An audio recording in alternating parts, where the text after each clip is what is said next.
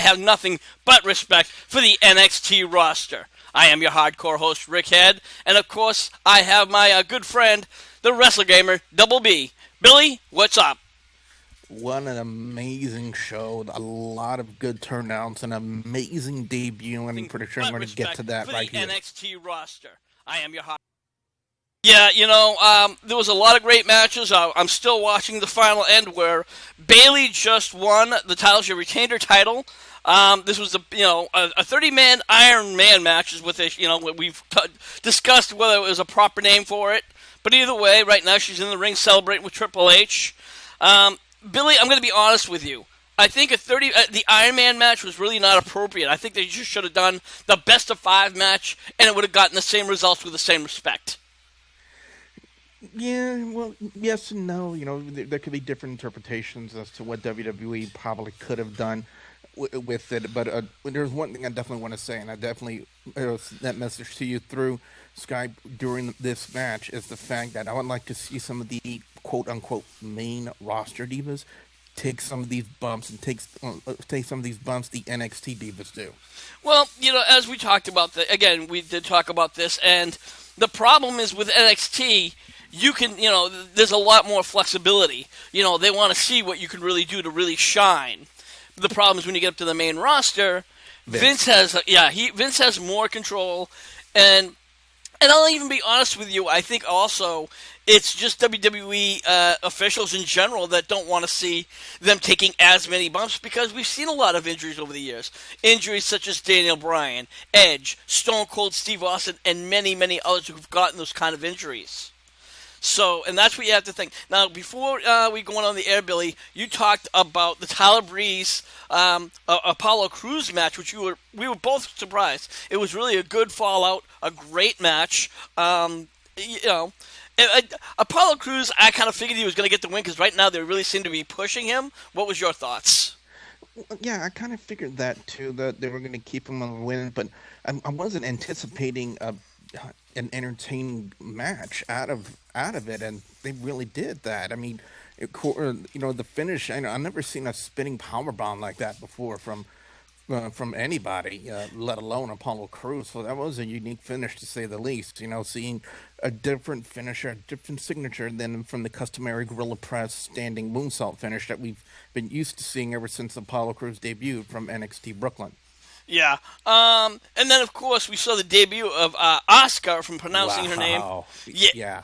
Asuka. What an amazing debut. Absolutely. And just her matches, her spots, is going to prove that she's going to be a force to be reckoned with in the Divas division from NXT and eventually when she gets up to the main roster. And I got to make this quote because this is a quote that Studley Man Ashley sent to me because I was also chatting with him through Skype during the show too, and the reason he believes that Asuka shined so brightly tonight is because of how poor DanaBrooke was.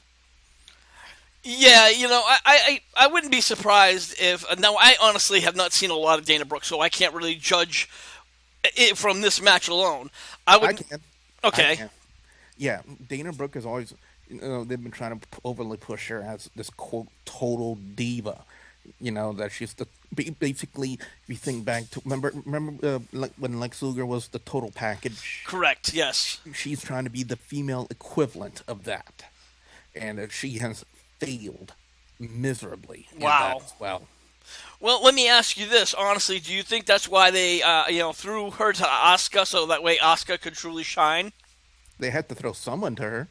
Well, I mean, yeah, but they could have done something. Let's say if they threw somebody like Sasha Banks or somebody else even higher that, obviously they wouldn't want them to job out. I mean, let's be a little bit realistic about the subject.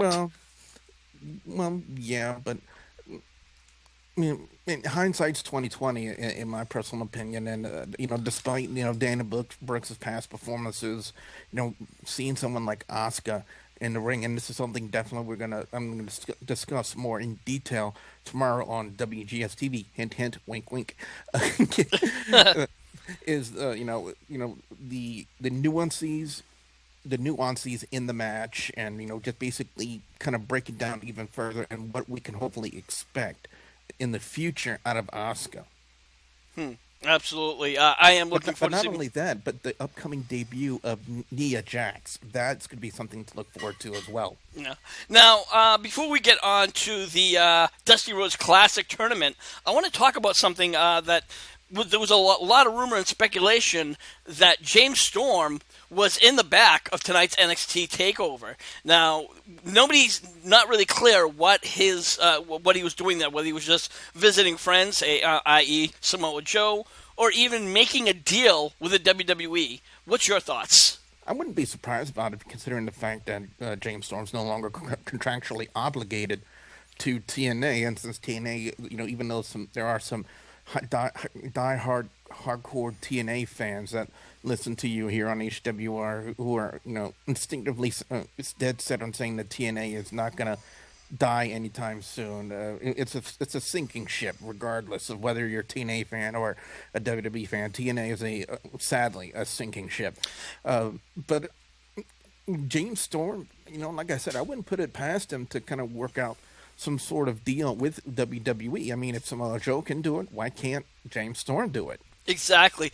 And, I think that says a lot about the WWE, because there was a lot of speculation that WWE would never take any TNA's talent and bring them over, and Samoa Joe and even Sting, who obviously had his own legacy before TNA, is starting to prove that. They're starting to prove there was one other TNA talent that took way before them, and he doesn't get recognition for it because it only lasted about a month. But Frankie Kazarian, Kaz, correct, yes, and I do remember that he did not stay there very long.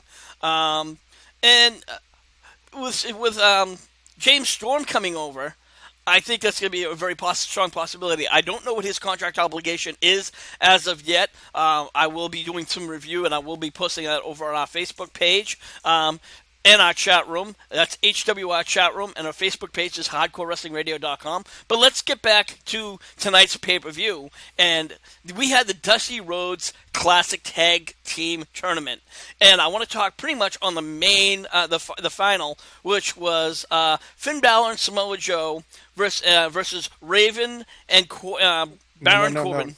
No, Rhino. Rhino, sorry.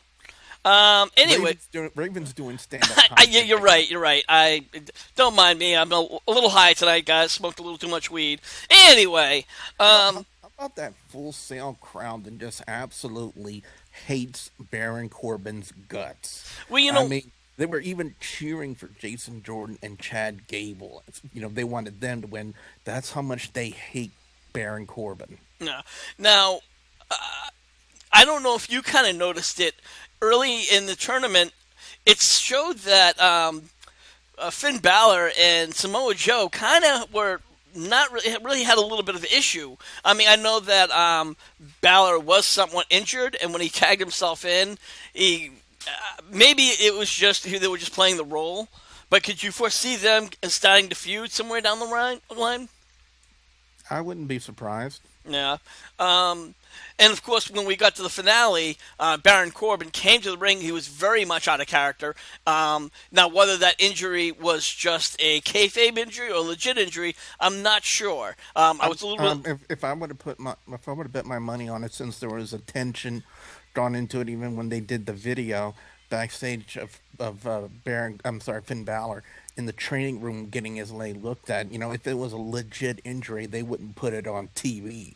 So if it was on TV, I would say that this was a kayfabe injury. Yeah, and there was even a couple of times during the match where 1 minute he's limping and the next minute he's doing full blown running. So if he was truly injured, and not only that, but considering the fact that if his knee was truly blown out, he wouldn't do the finish, the coup de grace off the top.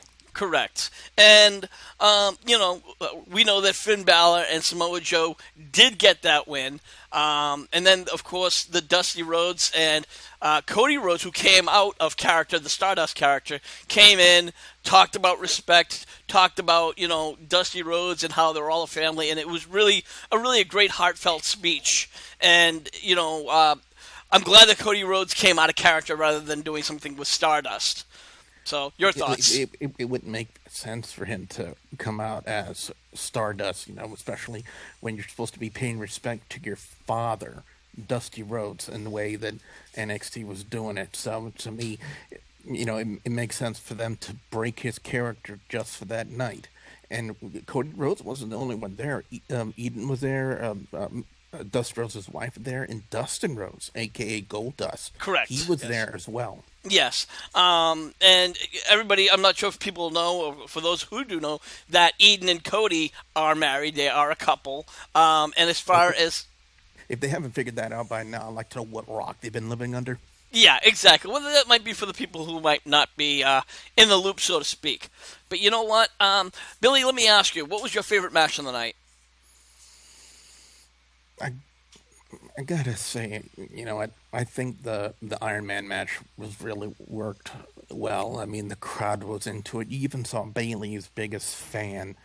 She was very, very emotional during the entire match, and I gotta say, I was very, very impressed with what they did.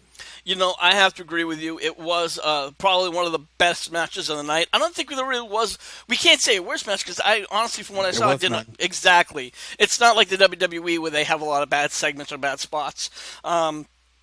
And it just shows how well the product really is. The NXT, the development product, is outshining the main roster. And that's kind of, you figure they would take notes of that, but unfortunately WWE is not doing that. But what we want to know right now is you, the viewers, subscribers, what's your thoughts? What was your favorite match? Please put your comments in the comment section below.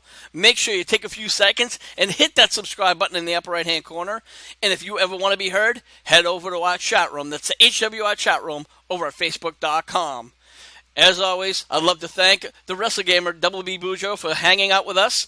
Billy, what do you get going on, and where can people find you? Well, tomorrow we're going to do a further in-depth analysis of NXT TakeOver Respect. Tomorrow on youtube.com/WrestleGamer, we're going to break down each match and take a look at some of the things that happened that we thought maybe could have been better. I'm going to discuss more in detail about the debut of Asuka and what we have hope to see from her in the future, as well as just how great the main event was tonight from NXT TakeOver Respect. That's on youtube.com/WrestleGamer. And hint, there will be an absolute 100% hatred of Oksana on that channel. Well, that wraps it up for this edition of HWR's NXT TakeOver Reaction. So, for the WrestleGamer, I am your hardcore host, Rick Head, saying, we'll see you when we see you. My message to Lance and Andy, you can both bite me.